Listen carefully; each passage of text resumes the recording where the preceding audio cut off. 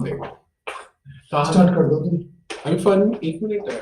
हो गया पूरी Okay. ना होगा शुरू बाद में। Okay. A very good morning to all. In today's session, we are all going to learn what is all about the evaluating or how to evaluate, prepare, and implement the business plan in the various organization and how it manage the enterprise efficiently. So let's begin with the definition or with the concept of the business plan. So let's begin with the business plan. A business plan is just a formalized documents that actually give an overview about the company objectives, about their strategies, about their financial analysis, what would be the forecasting related to the market forces, which gives overall a comprehensive roadmap for the business growth and development. When it comes to the business plan is very crucial stage in the particular business environment when a particular company is ready to start up or give a push or offset of an existing businesses. It also helps in in making up or preparing the strategies when it comes to in terms of any launch or any growth of a particular businesses so that this plans or business plans will give a particular direction and build up a case so that to open up investment opportunities for such organization. When it comes to the any startup organizations or any enterprises, the business plans are actually important for securing the funds from investors, the banks, the venture capitalists. And when it comes to the any existing or the established organization, these business plans is always helps in preparing the strategic planning, how to guide a long-term operations and achieve the business goals for a particular beneficial of the organization so that they can achieve their company objectives effectively and efficiently. So that is an overview of the business plan, which is a basic formalized documents which always gives the company objectives, strategies, and the financial analysis or results, which always give a comprehensive overview about the business growth and development of an enterprise. Now we can come up to the next section, that is the key components or the elements of a business plan. So here there are around 7 key components or elements of a business plan, and we begin with the executive summary. The executive summary is an overall executive presentation which always gives a concise or comprehensive view of the entire business plan, which always point out a key elements in a detailed perspective in the you can say subsequent chapters or the section of a particular project. It also includes the business mission, the vision, the proposed model, or any of the mission statements, which always gives a basic overview or an information about the leadership rivals or the leadership teams.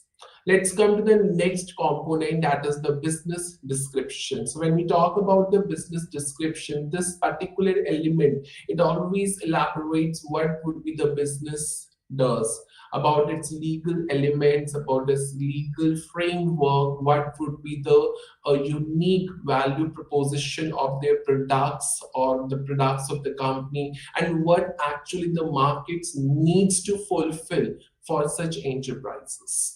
Next, we talk about once we gave the summary, when we prepared for the executive summary, we have a business description, what the business does about. The next key element is market analysis. That the next step is to analyze the market, to analyze the market environment, the industry, the target audience, and what would be the competitive environment in the present scenario when it compared to the existing scenario of the market. It also includes the demographics, the market size, the market trends, the whatever the elements or the you can see the indicators which relate to the market, whether it could be the market size, could be the market demographics, it could be the market trends and analysis of the competitors and rivals, that how they exist into such a competitive environment when there are a monopolistic competition. So that is all about that how the business plan is also works when to analyze the market forces. The next one is organizational structure. So when we talk about the organizational structure, this particular elements is outlines the company organizational structure. What would be the detailing perspective of the roles and responsibilities of the subordinates of the employees and the employers?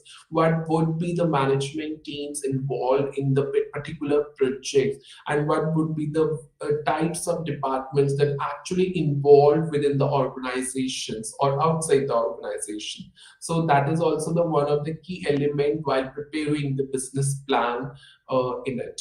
The next one is the products and services. As the business plan is always mean to have to conduct a new or to create a new products or services, and this particular element is also describes the various products and services which has been offered by the company. Or in other words, I could say it's an overall description of the product or its life cycle. What would be the intellectual property rights that the company has taken for its new product, and what would be the research and development activities so that a new product could be created or could be generated, and how it could be modified, improved for a future references. Next one is the marketing and the sales strategy. This section is also equally relevant for making or preparing the business, you can say, plan. And after all, this all about preparing the strategies in terms of marketing and sales or promotional activities. When we talk about branding, we talk about marketing, we also talk about the sales approaches, how to target the customer or the audiences, and how the company can build up the customer trust and loyalty with the particular products, and how the company could promote to the target market. And after all, every strategy needs a business plan, and that's what the one of the main component of the business plan. The next one is funding request. So when we talk about any startup any startup organizations or any business who are looking for the funding and who are actually facing a shortage of funds, so definitely there are various financial institutions who always give financial arrangements for such enterprises. But after all, the organization has to specify the amount of the funds required and what would be the proposed use of the funds, and how the funds could be used for that particular future projects or the present projects, and accordingly the financial arrangements could be done. So that is, and after all, when any organization requesting for funding to a financial institutions or any of the banks or banking institutions, so after all, it needs a business plan that how you can satisfy the bank or financial institution that is the perfect solution, so that to grant a funding to your requirements. So that is the one of the key element, a most important element, that's called the funds. Next, we can talk about the second last element is the financial projections. The financial, as it is deals with the financial analysis or the results. We here in this particular section, it will always talk about the business financial performances over the next to 5 years, and how it could be evaluated. It could be the various indicators of the financial statements could be assessed. That is called the forecasted income statements, the balance sheets, the cash flow statements, capital expenditure budgets as well. So this is the how that the financial analysis or the reports could be made in respective years, that is 3 to 5 years, with the based on these particular indicators or statements. Next one is appendix. So appendix, it includes any additional information the organizations wants to support their data, which are included in the business plans or business reports, and it could be the resumes of the management team, any legal agreement or framework that actually involved in any technical information that the organization is willing to attach with the report, or any other relevant document, if anything necessary, that could be attached in the particular element or the particular section, that is called appendix. So this is a key elements that we can talk about, the 7 key components or 7 key elements of the business plan. So while preparing any business plan, these elements has to be followed, and accordingly the report is to be prepared. Now we can talk about the next section, that is called the technical analysis, which is a very important section.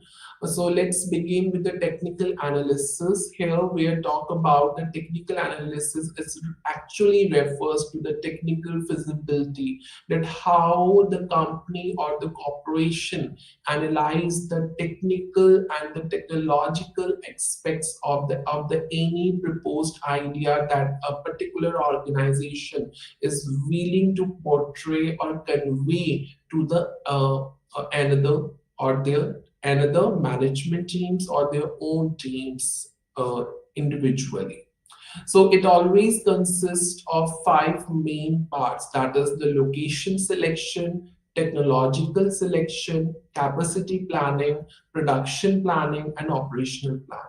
So when we talk about the technical analysis, it always implies that how the technological analysis and how the technicalities of any of the ideas that a particular organization is going to propose in the various institutions, and how they can convey that the exact location, the exact technology, the exact capacity of the production, how it could be planned, and how it could be operated, that comes under the technical feasibility.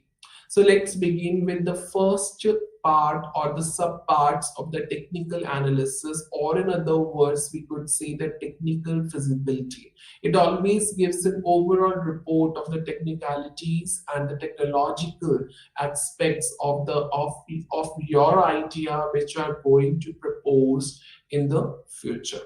Next one, we can talk about the first main part is the location selection. So while we are talking about the technicalities and the technological aspect, or to select these aspects, it is very important to select a good location, a place where the manufacturing unit or any of the service sectors could easily be set up. So the first part is the location selection, that a particular operation or an organization has to select the place so that they can easily build up a manufacturing unit or the service centers, so that it can generate the you can see technological aspect and fulfill the needs of the clients.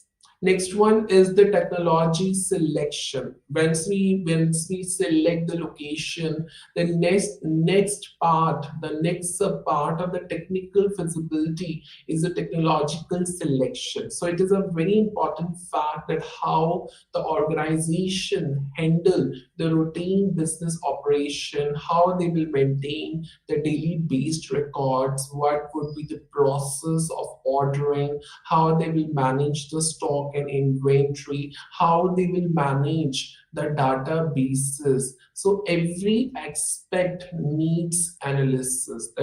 And that's all about the part, a sub part of the technical analysis, that is the technological selection. So once we analyze all these parameters about internal communication, about this, about a long chain of the suppliers, how the inventory cost is to be analyzed, what would be the role of the human resource management, how the company could connect with the customers and suppliers, and what would be the role of the technology that the companies is going to select for all these for handling these parameters.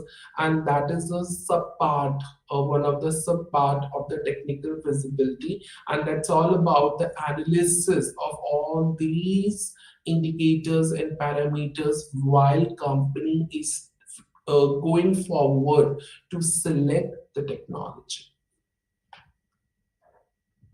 The next one is the capacity planning. So when we talk about the capacity, we are always talk about the maximum output that a particular organization is going to produce with the available resources during a particular period of time, and that is called the capacity. So automatically in this particular you can see section, the number of units, that how much the units is it's a company is ready to produce, which actually a standard tool to measure the capacity. Let's take an example to understand what is all about the capacity planning and how the company plan the capacities for their own products. So the 100 shirts per day or the 200 dishes per day has been a capacity of the company, and the company always access the capacity utilization and how the company would utilize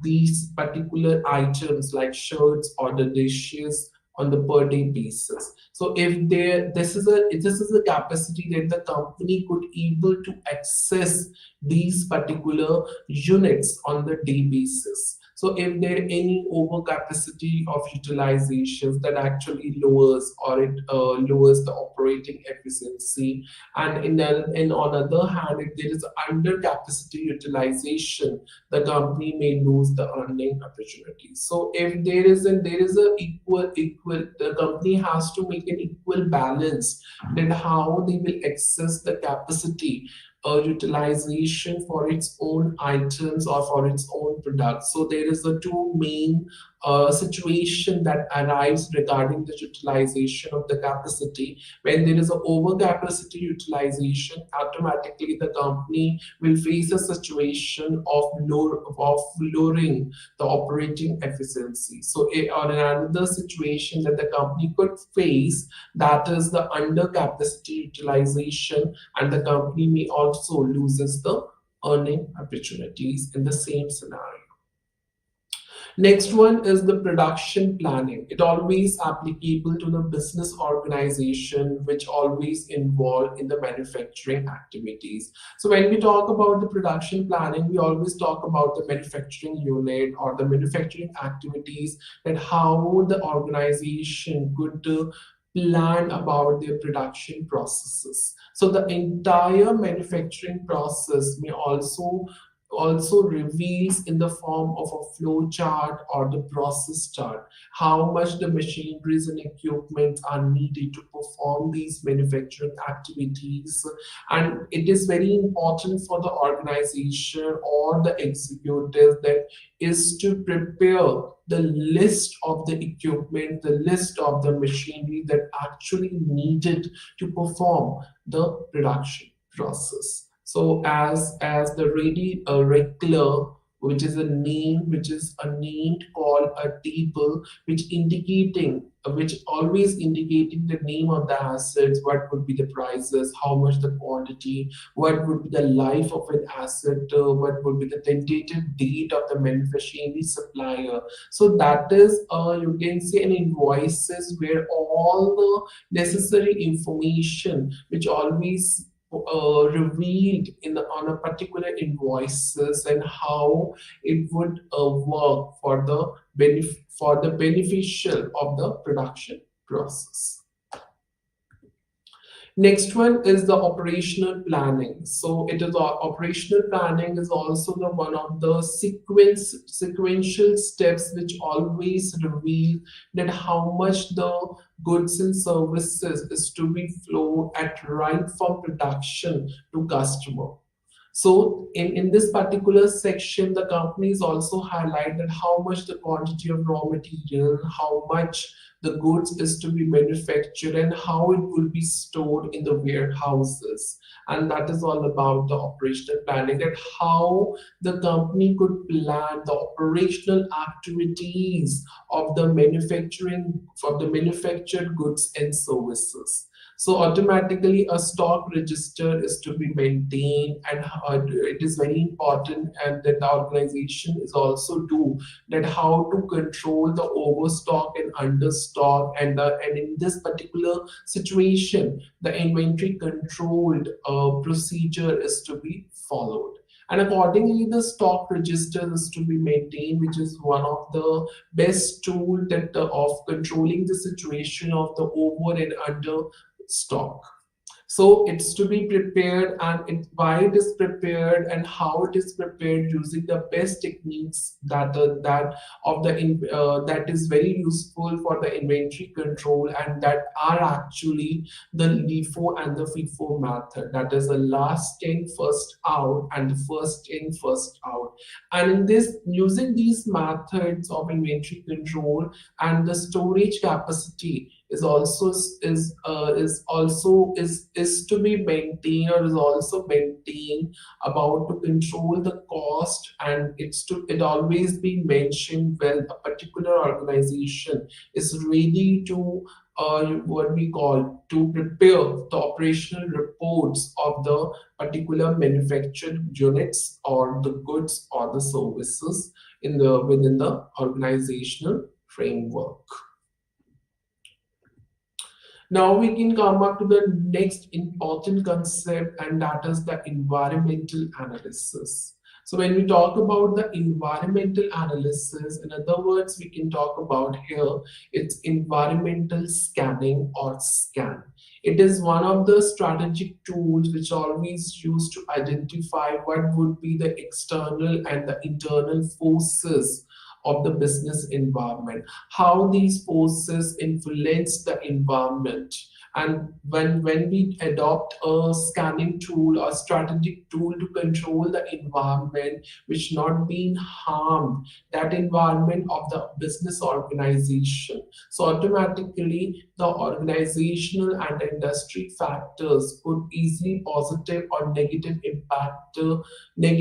impact the business and its success as well.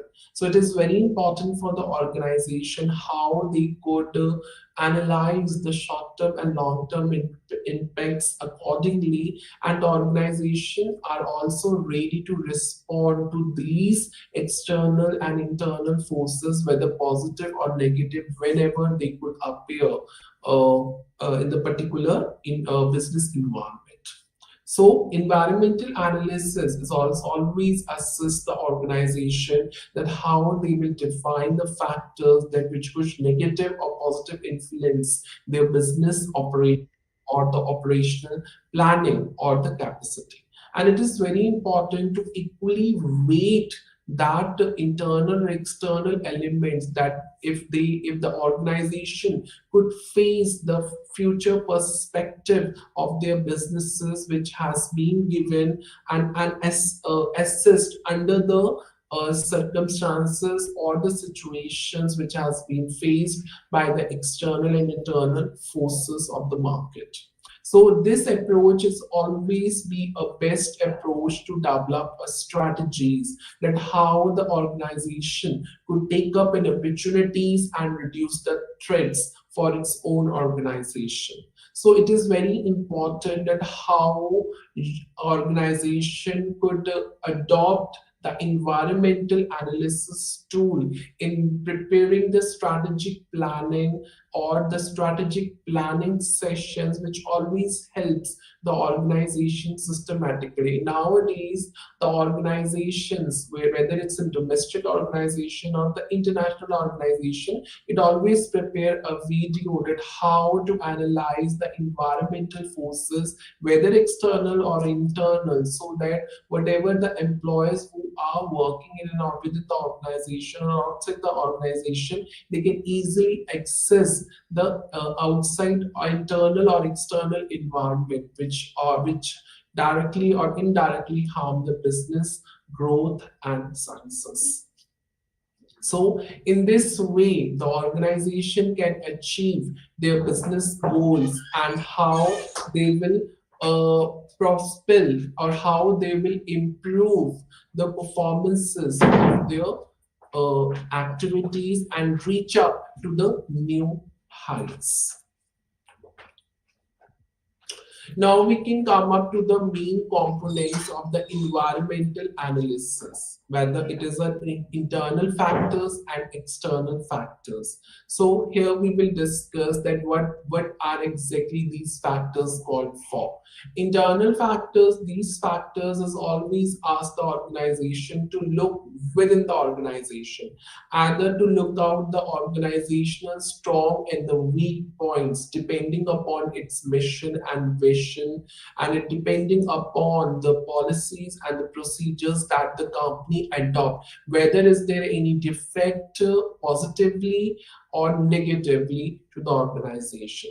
And these factors will always allow the businesses to reflect that what would be the right direction, whether the plans or the policies has been made during a particular set time period is actually appropriate or not. And that is all about the internal factors. External factors, here we can talk about the high level consideration, which always look up about the outside organization. Let's talk about the tax reforms. We can talk about the a new version of the tax, that is GST or any other new category. We can talk about the custom duties. We can talk we can also talk about the exactly the shipping cost which has been imposed on the foreign trade.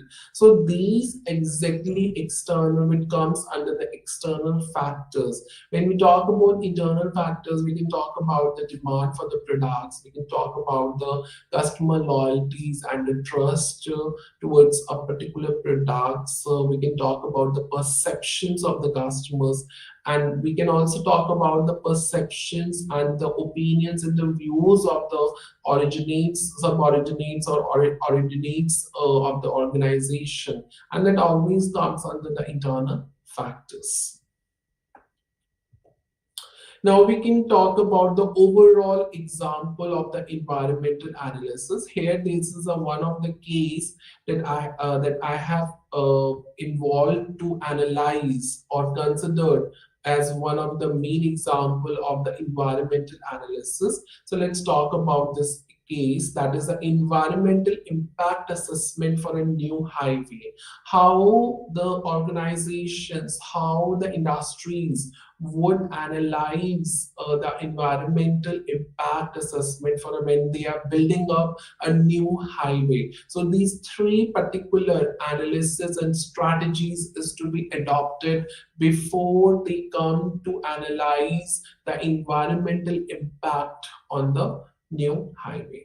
So it is very important for the organization when they are actually planning to construct a new highway. So there is an environmental impact assessment, we call it as EIA, which is very essential to evaluate the potential environmental effects and how they will ensure that it is a sustainable development for the people, for the public welfare. So these three main measures or strategies, and accordingly the work is to be done to construct a new highway.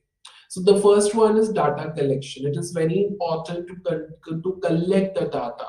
So the EI team is always collect the data on the local ecosystem, what would be the water sources, whether the air quality is actually you can say good or not, or it comes under the poor category or the noise level.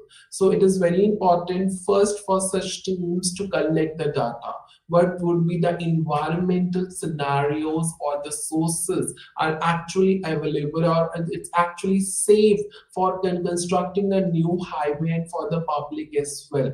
Then it also involves using the GIS to map. When we talk about, it's one of the tool that the particular assessment team adopt, whether the particular that is, whether in their in when making up a highway, is there any sensitive areas which actually harm the highway, or it always, and moreover it also conduct the field surveys to document the wildlife, whether it would harm the wildlife or no. That is also important to collect the data on it. Installing air and noise sensors as well, and whether there is a noise or air sensor would actually influence the highway or not. So it is also important to collect the data for on it, on them. So that is the one of the main aspect that is called the data collection. So once the assessment team collect the data, now the analysis would be done. It could be using and how the analysis to be done, and what would be the parameters the exec team could adopt, that is using the statistical analysis and the predictive modeling. So these are the best tools we're conducting when we talk about any construction of a site or any constructions of any highway or dams. So the team actually assesses how the highway might affect the local flora or fauna area, what would be the water runoff patterns, what would be the air quality. And this analysis which always examined the scenarios that could be increased traffic and the potential pollution. So it also analyzed that, and using the statistical tool, it is also important to analyze the potential pollution and the increased traffic scenarios, whether it could be possible or not in the new highway, or why constructing the new highway. It is very important to research or to analyze these particular aspects. The next one is mitigation measures. So based on the findings, or whatever the findings, or based on the results, that the assessment team is always proposed the mitigation measures, that it should have a wide life corridors. If you look up the highway, there is on the right and the left and the center part, the corridors has been initiated, so that's whatever the wildlife corridors, whatever the animals would come, can easily save and reach to the other side. Noise barriers are also being built up, so that whatever the noise would come, it always captured that particular barriers. And the water management system as well, so that the water is always flow on the highway, it could not jam or the you can say lock into the highway. And these measures will always minimize the negative impact and always flow the positively the highway environmental compatibility. And that's all about the environmental analysis, because here we are talking about the analysis of the environment or the environment scanning, while the particular companies or the industries were planning to build up a new highway. So the environmental impact assessment team would come first to collect the data, to analyze that data, and how and what would be the measures is to be adopted in this particular example or the case in constructing a new highway. Now we can talk about the various types of the new highway, or we can talk about the various models of the environmental analysis. The first one is spatial analysis, SWOT analysis, Porter 5 forces, and the business opportunity guidance. So let's talk about all these main four models or the types of the environmental analysis one by one. Let's talk about the pestle analysis. So when we talk about the pestle analysis, it is a shorter form of pest analysis which always examine the factors which automatically influences the business on a large scale and outside the organization. It always provides the organization with a deep insight into the market towards looking up the high level trends related to the market, related to the customers, technologies, stakeholders, etc., and the competitive environment as well. And that's it always gives a deep analysis results regarding the market, and that's all about the pestle analysis. Let's take an example to understand. If a company successfully monitors the pestle factors, then automatically it always a help or beneficial or give an advantage over its competition and increase its sales as well. So conducting pestle analysis about every 6 months, which always helps businesses to stay updated about the current trends of the market, and accordingly they will develop their strategies in advance and conduct the market research. So it is very important for the organization to pay a careful attention to the pestle, or you can say factors, and so that they can enable the businesses to improve their products, services, and to fulfill the customer needs and requirements. So what are the pestle factors that involved in such analysis? So let's begin to understand these pestle factors. These are the pestle factors. P stands for political, E stands for economic, S stands for social, T stands for technological, and L stands for legal, and the last one, E stands for environmental. And that's called the pestle factors. So when we talk about the pestle factors which relate to political, economic, and so on, every factors includes the sub factors, and accordingly the organization analyzes its own market based on these particular factors. The first one is the political. Political, here we can talk about the government policies, the local, state, federal government policies, the trade rule, the tax regulations, etc. When we talk about the economic, we can talk about the economic status of the country, like unemployment, poverty, economic growth rate, GDP, gross domestic product rate, foreign exchange rate, inflation, interest rates, etc. When we talk about the social status of the country, or we can always talk about the factors, because of the organization always work and understudy on these factors, that is the demographic trends, customer buying behavior patterns, wealth distribution, attitudes and opinions of the customers, brand recognition, and so on. The next one is technological, new technological discoveries and products, research development areas, any incentives for the technology, etc.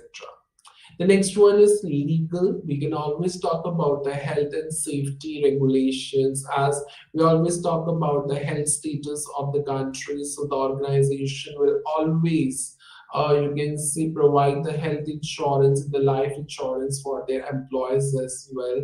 So same, we had talked about the legal here, the health and safety regulations, the employment laws also, the employment policies, whether it could be the permanent or the contractual, product regulations, tariff rates, etc.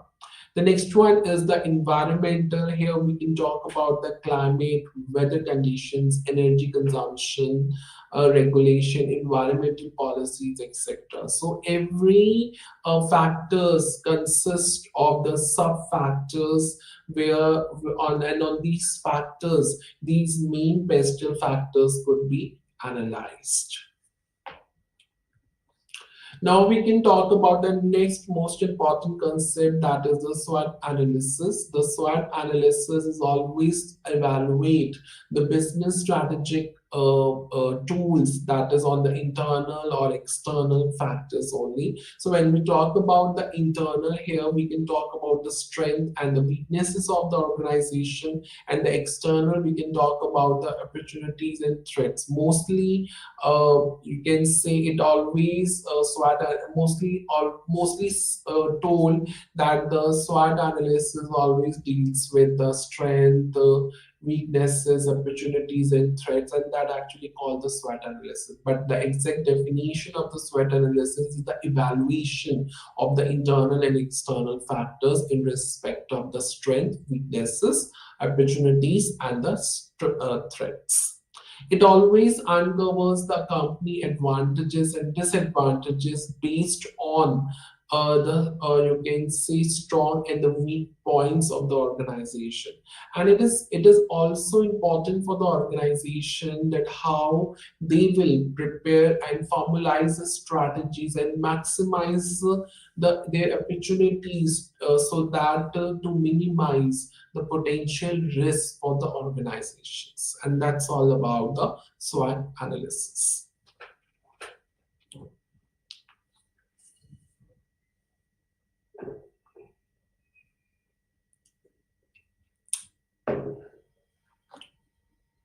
So look, come forward.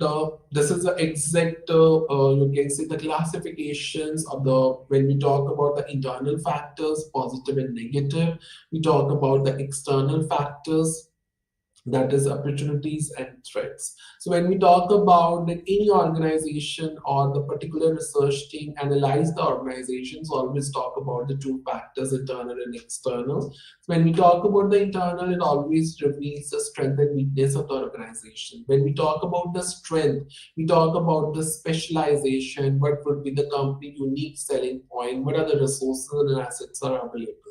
When we talk about the negative, they're the weak points, the limitations, and the areas are also involved for further improvement. When we talk about the external opportunities, that is the new markets, a strong economy, emerging technologies is to be adopted. And the strength, we talk about the competitors, we talk about the market quality and the changing regulations time to time. That is also the threats to the organizations. So this is the example that I have considered for the SWOT analysis, and the example is Apple company.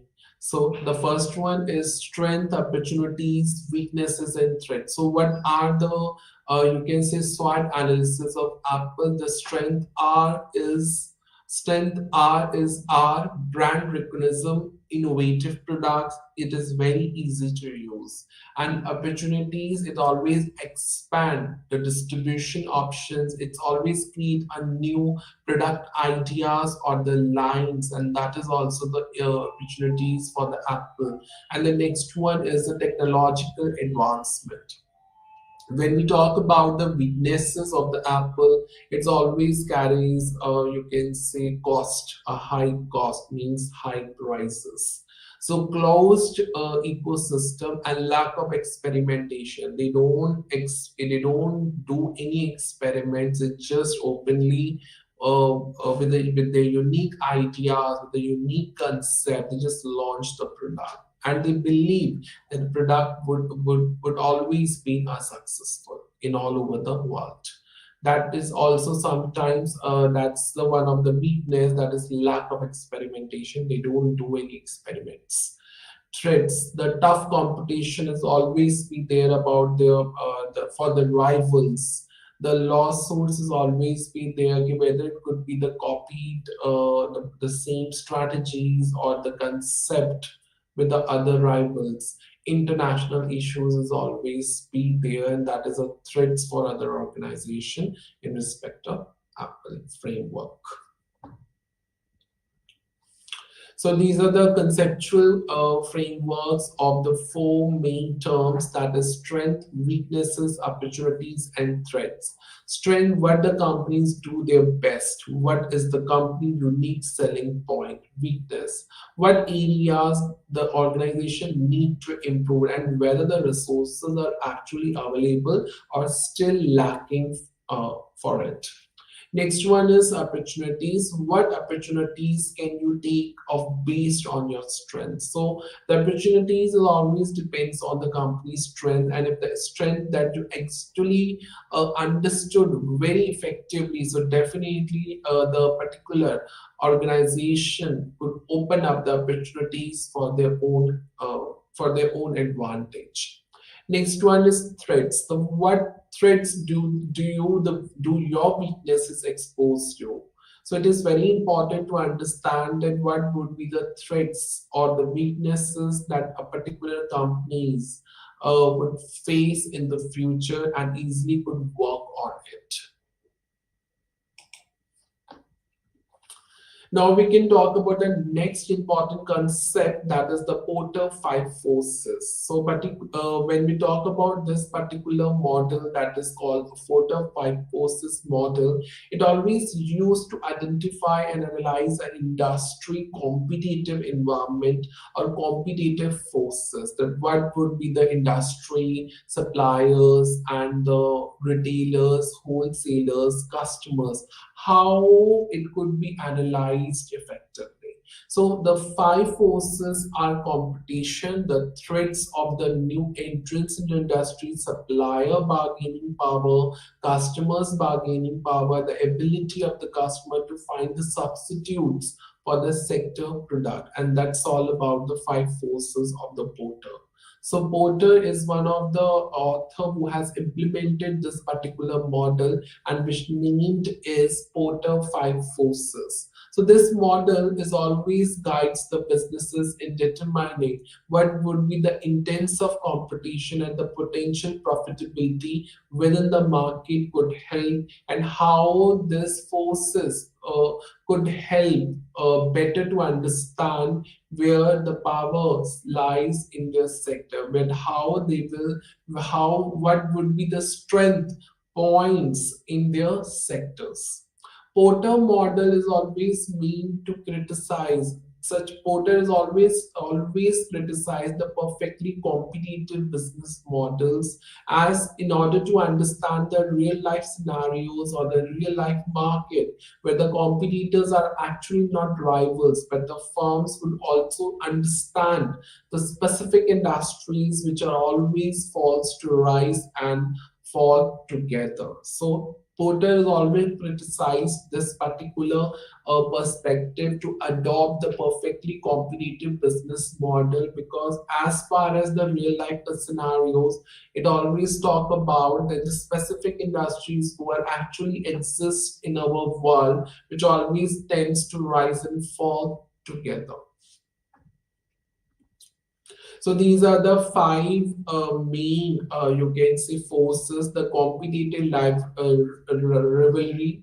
So the degree of the competition among the existing firms or the intense rivals, which always put down the prices and the profits, and the factors which actually affect the businesses regarding which are based by their rivals. It includes the number of competitors, the rate of industry growth, and the profit differentiation which always exists in the industry or market. The next one is the threats of new entrants, and the case which always occurs and relate to the high entry barriers like capital requirements, brand loyalty, regulatory issues and concern, the protect existing funds from the new entrances. And the next one is bargaining power of supply. So the power of supplies is always influence the prices and the terms of in terms or condition. So it is very important to understand that if the suppliers are few or offers the unique products, so their bargaining power always increases, and it also rises the cost for funds for firms uncertainly. But next one is bargaining power of buyers, and the customers are the kings of the particular company or product or their products. So the power of customers to demand the lower prices and higher quality, and it is very important for the and for the organization to launch such products where this demand could easily be fulfilled. So buyers have more power when they purchase any products in bulk, or when the products are actually undifferentiated in the various sectors market. Next one is threats of substitute. So through these five forces, the availability of alternative products and services, it automatically perform the same function, because high threats of substitutes, which always limit the industry profits and prices as well. Let's take an example. The rise of digital media has significantly impacted the print media industry. So if any product the industry hold on or have a most and most you can see the market covered, so automatically when something is new concept and unique concept which always fulfills the demand online basis, so ultimately the print demand will automatically damaged. So that is called the threat of the substitute of products.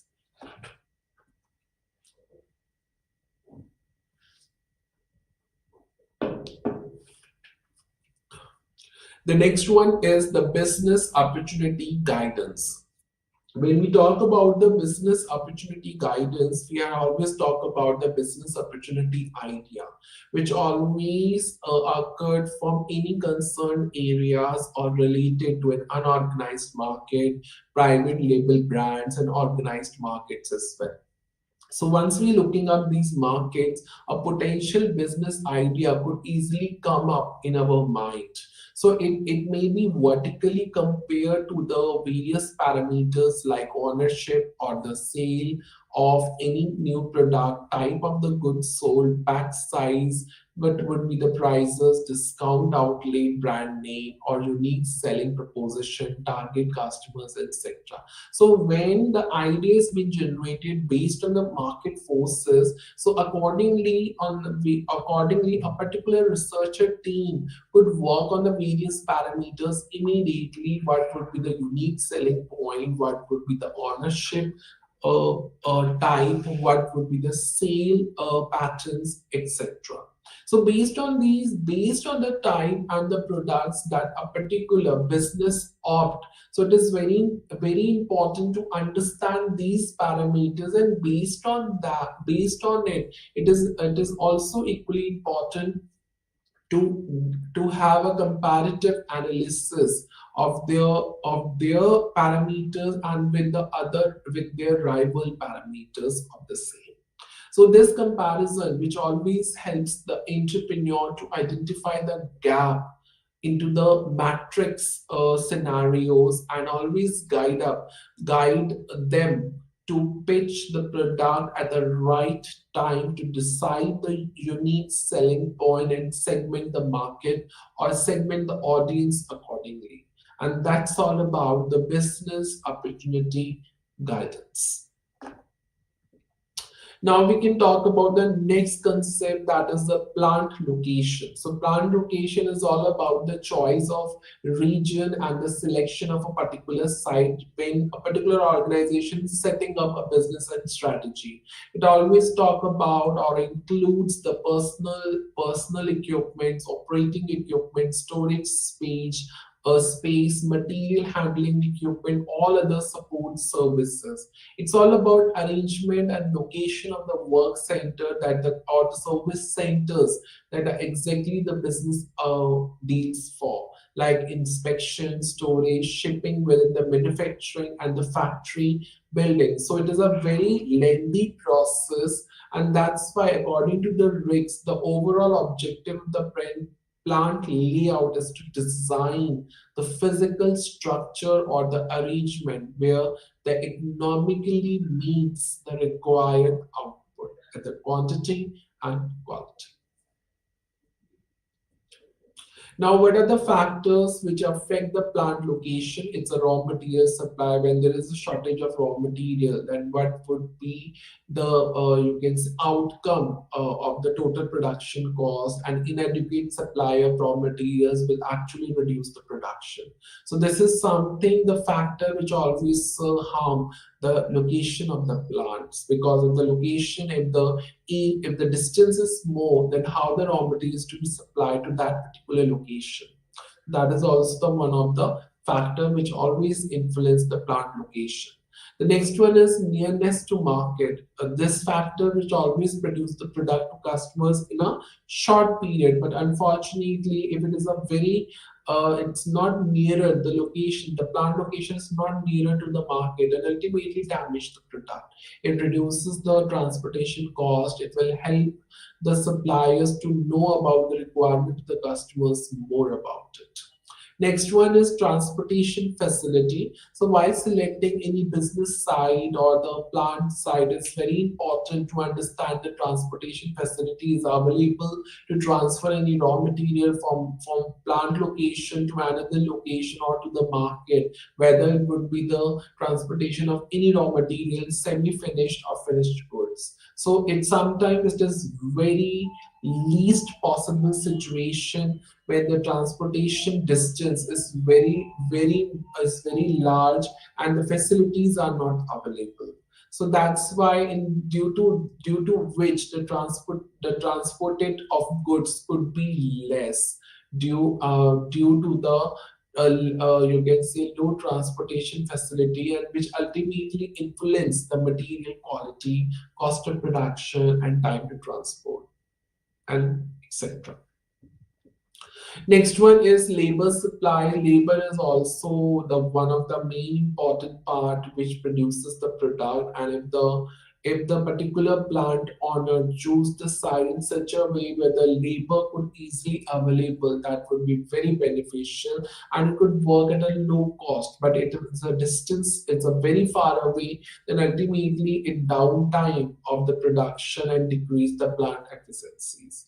Power supply, of course, power supply is also the one of the factor which influence the plant location, like electrical, diesel, automatic. So such particular the equipments of the power is always produce the product and the transportation at the right time, and it always continues the production process on a regular basis, and the sufficient if the sufficient supply is almost come on their way. So many companies would prefer the industrial areas when there is a regular power supply, and when there is a shortage of supply, automatically it influences the plant location.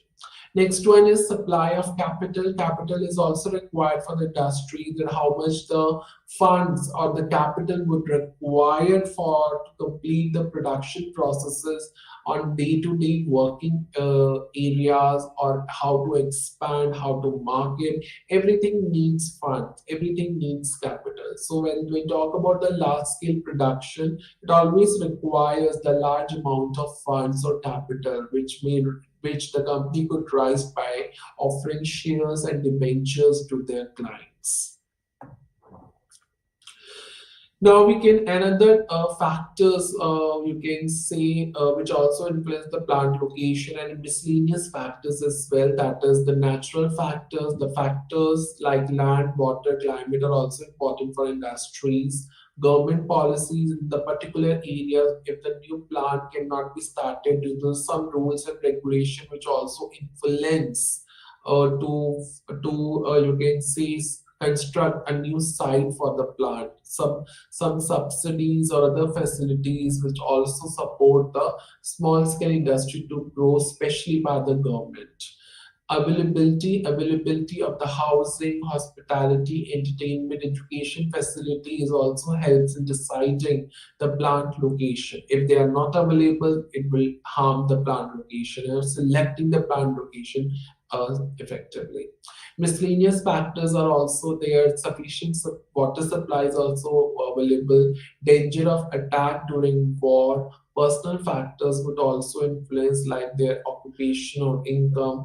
Environmental, ecological factors are also to be assessed. Availability of the safety facilities, that there should be a police or the firefighting facilities are also available. If they are not available, all these miscellaneous factors, then definitely it will affect the selection of a plant location. What is the business process? So business process, the next concept is the business process, and the business process is a collection of the business tasks or activities whenever it's performed by the people in a structured manner, and it always reveals a possible outcome or the contribution to the business goal, or to achieve the business goals, and that is called the business process. So business process always talk about the elements, and the elements are the task or activity, the system that they follow, employees should be available, workflow, there is always a smooth flow of work, and the data. So business processes always helps to contribute to achieve the organizational goals. It is a continuous and the repeated execution of the business processes to achieve a successful business operation and the business growth.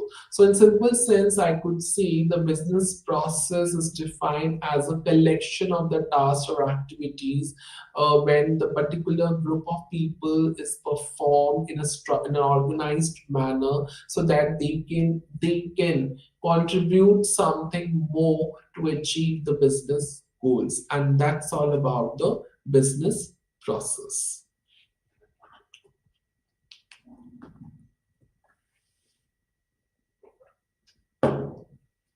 Next one is the examples of business processes, and this is one of the good example and which relates to business processes and how the business process could work in customer service. Customer service is also one of the most important process which is a part of the global business operation as well. And the following steps and the processes or tasks or activities to be followed. Receive the customer complaints and issue through customer relation management. Acknowledge the customer concern, logging details of the issue in the CRM system, as when there is a banking sector, insurance sector, there is always a customer relation management system where all the customer details has been put on, their complaints, their each and everything related to the customer information, and accordingly when the issue is being raised, and the company would focus to resolve that issue so that the customer could satisfy. So this is also the third step, to logging the details of the issue in the CRM system and resolve the issue and then communicate the exact status of the customer with to the customer or with the customer. And this particular process or steps or procedure will always apply in the banking sector, apply in the insurance sector, apply in the loan sectors, and that's the one of the good example of the business processes. That's all for today. Thank you so much for listening this lecture. I also come up with more and more important and relevant topics in the upcoming blogs. And till time, thank you for listening, and namaste to all.